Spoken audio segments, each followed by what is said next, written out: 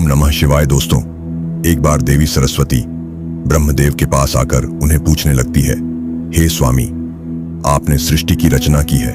आपने अपने मन से तथा शरीर के पृथक पृथक अंगों से अनेक आर्षि मुनियों को प्रकट किया है तथा अनेक सुंदर सुंदर अप्सराओं, गंधर्वों तथा देवताओं को भी प्रकट किया है।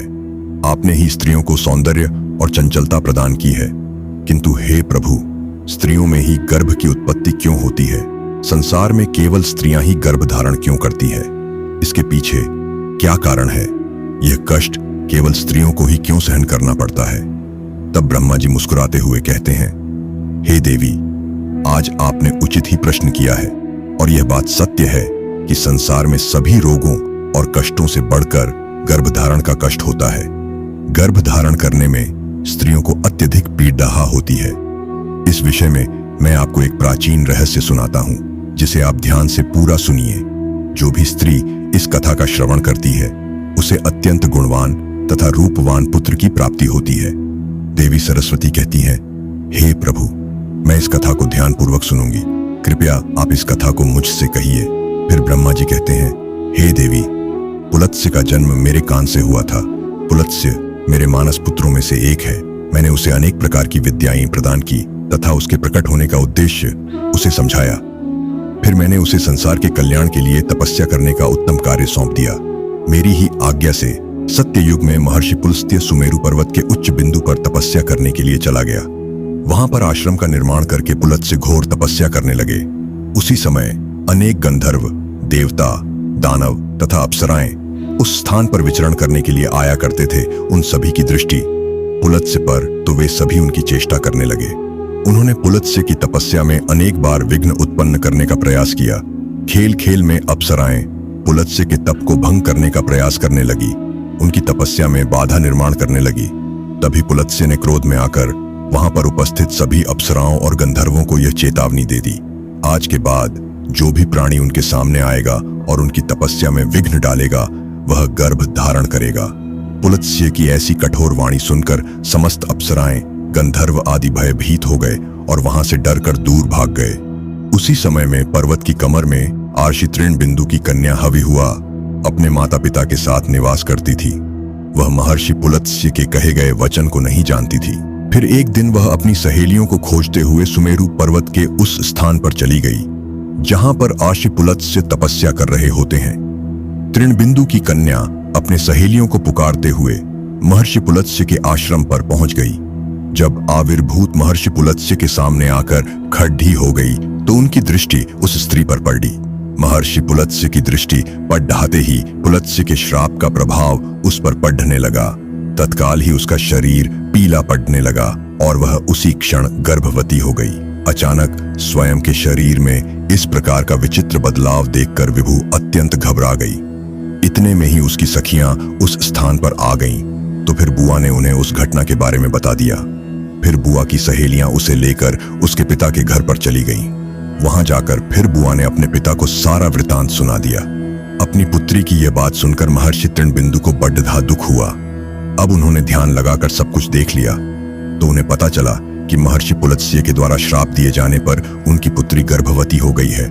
इससे वे अत्यंत दुखी हो गए और तुरंत ही अपनी कन्या को साथ में लेकर वे सुमेरु पर्वत पर चले गए। वहां पर उन्होंने महर्षि पुलत्स्य को देखकर उन्हें नमस्कार किया और क्षमा याचना करने लगे। आर्षि तृणबिंदु कहने लगे, हे महर्षि, आप तो साक्षात ब्रह्मा जी के मानस पुत्र हैं। सारे संसार में आपकी कीर्ति है। आप परम दयालु और परम कृपालु हैं। आज मेरी पुत्री के द्वारा अनजाने में ही अपराध हुआ है। वह आपके द्वारा कहे गए कथन से अनजान थी। आप ही के श्राप के कारण आज मेरी पुत्री गर्भवती हो गई है। यह संसार की पहली स्त्री है जो गर्भवती बनी है। इसलिए हे मुनिवर, अब मेरी पुत्री से कौन विवाह करेगा? इसे तो कलंक लग जाएगा। इसलिए मैं आपसे प्रार्थना करता हूं कि आप मेरी कन्या को पत्नी के स्वरूप में ग्रहण कीजिए। मेरी कन्या सर्वगुण संपन्न है। उसके मन में किंचित मात्र भी दोष नहीं है। वह अनजाने में ही आपके श्राप को ग्रहण किया है। यह सदैव ही आपकी सेवा में तत्पर रहेगी। इस प्रकार से आर्षि तृणबिंदु ने आदरपूर्वक महर्षि पुलत्स्य से विनती की। तृणबिंदु के आदर सत्कार और स्तुति से महामुनि पुलत्स्य अत्यंत प्रसन्न हुए और वीरभूमि को दिए गए श्राप से उन्हें बड्ढा दुख हुआ। फिर उन्होंने आर्षि तृणबिंदु को आश्वासन देते हुए कहा, हे मुनिवर, मैं आपकी स्तुति से अत्यंत प्रसन्न हूँ। मेरे ही श्राप के कारण तुम्हारी कन्या गर्भवती हुई है, इसलिए मैं तुम्हारी कन्या को मेरी पत्नी के रूप में ग्रहण करता हूँ। इसलिए तुम अब चिंता न करो। इस प्रकार से महर्षि पुलत्स्य ने आर्षि तृणबिंदु की कन्या आविर्भूत को पत्नी के रूप में स्वीकार किया। तदनंतर तृणबिंदु की कन्या आविर्भूत महर्षि पुलत्स्य के साथ उनके आश्रम पर ही रहने लगी और दिन रात सच्चे हृदय से उनकी सेवा करने लगी। महर्षि पुलत्स्य भी देवी आविर्भूत की निस्वार्थ सेवा, पतिव्रता धर्म और भक्ति से अत्यंत प्रसन्न हुए और उनसे कहा, हे देवी, मैं तुम्हारी सेवा और भक्ति से अत्यंत प्रसन्न हूँ, इसलिए मैं तुम्हें मेरे ही समान पुत्र की प्राप्ति होने का वरदान देता हूँ। जिस समय तुम मेरे सामने आई थी उस समय मैं वेदों का पाठ कर रहा था और तुमने वेदों का श्रवण भी किया है, इसलिए तुम्हारा पुत्र चारों वेदों में पारंगत होगा और समस्त संसार को वेदों का ज्ञान प्रदान करेगा।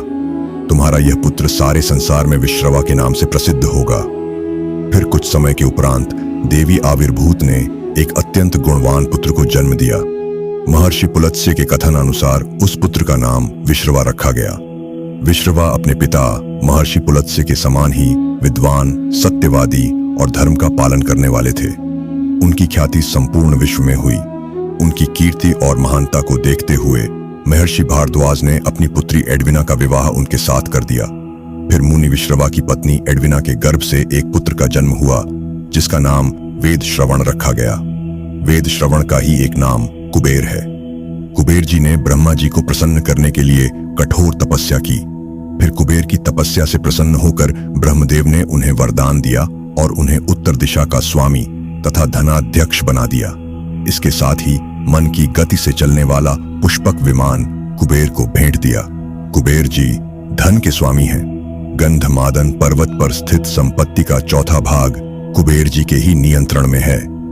कुबेर जी ने उस धन का 16वां वाम भाग मनुष्यों को प्रदान किया। महर्षि विश्रवा की दूसरी पत्नी का नाम कैकसी था। एक बार भगवान शिव ने माता पार्वती के लिए अत्यंत सुंदर महल का निर्माण करवाया था जिसे लंका नाम दिया गया। उस लंका के गृह प्रवेश के समय भगवान शिव ने आर्षि विश्रवा को भी निमंत्रण दिया हुआ था। आर्षि विश्रवा अपनी पत्नी को लेकर लंका के गृह प्रवेश में गए थे। जब भगवान शिव ने आर्षि विश्रवा को दान मांगने के लिए कहा तब विश्रवा की दुष्ट पत्नी कैकसी ने छल से उन्हें लंका मांगने के लिए विवश कर दिया। और भगवान शिव तो भोलेनाथ हैं, उन्होंने विश्रवा को लंका दान में दे दी, जिससे माता पार्वती को अत्यंत क्रोध आ गया और उन्होंने कैकसी को श्राप देते हुए कहा, आज तुमने मेरे पति से जिस सोने की लंका को मांगा है, एक दिन वे ही तुम्हारी इस सोने की लंका को जलाकर भस्म कर डालेंगे। जिसके बाद विश्रवा जी ने भगवान शिव द्वारा प्रदान की गई सोने की लंका को अपने पुत्र कुबेर को प्रदान की, किंतु बाद में कैकसी के पुत्र रावण ने कुबेर से वह लंका छीन ली। लेकिन त्रेता युग में भगवान शिव के अवतार हनुमान जी ने उस सोने की लंका को जलाकर भस्म कर डाला। ब्रह्मदेव कहने लगे, हे देवी, इस प्रकार से महर्षि पुलत्स्य के श्राप के कारण संसार की स्त्रियां गर्भवती होती हैं।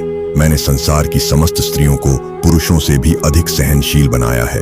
उनमें हर दुख को सहन करने की क्षमता पुरुषों से अधिक है। इसलिए स्त्री की रचना करने में मुझे सबसे अधिक समय लगा। गर्भ धारण करना यह स्त्रियों के लिए श्राप रूपी वरदान ही है। मैंने स्त्रियों के अंदर ममता और प्रेम का भाव डाल दिया, जिससे स्त्रियां अपने बालक का लालन पालन कर सकें। इस संसार में स्त्रियों की तुलना किसी से नहीं की जा सकती। स्त्रियां ही इस संसार की आधार है, इसलिए इस संसार की सर्वश्रेष्ठ रचना स्त्री को ही कहा गया है। तो दोस्तों, इस प्रकार से महर्षि पुलत्स्य के श्राप के कारण ही संसार की स्त्रियां गर्भवती होती है। आपको यह कथा कैसी लगी कमेंट करके अवश्य बताएं। जानकारी अच्छी लगी तो वीडियो को लाइक जरूर करें।